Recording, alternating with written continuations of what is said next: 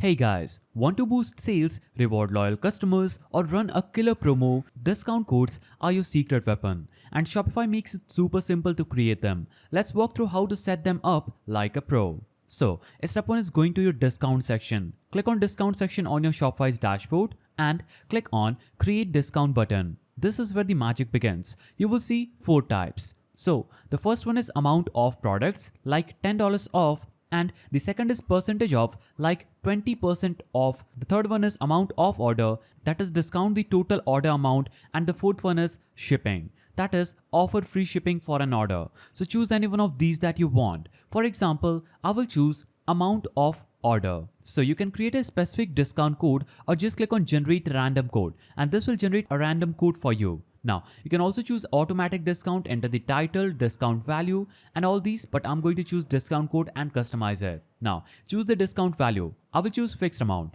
I will give a discount of 500 rupee. Now, scroll down and choose minimum purchase requirements. So if there is a purchase requirement that you want to set for your customer, after which you will get the discount, you can click on that specific option like no minimum requirements. The second one is minimum purchase amount should be 50,000. Now, you can choose the eligibility. For example, the eligibility could be all customers, specific customer segments or specific customers. You can choose any one of these. You can scroll down and choose maximum discount users. So you can limit number of times this discount can be used in total and enter the amount. Then scroll down and choose combinations. So you can choose to give this discount on some combinations, order combinations or shipping discounts. You can choose it or leave it blank. Scroll down and choose the start date for this discount and the end date for this discount and click on save discount after doing this and your discount will be successfully created. Now the person will have to just get this code, paste it and they will instantly get a discount. As you can see, the status of this is active.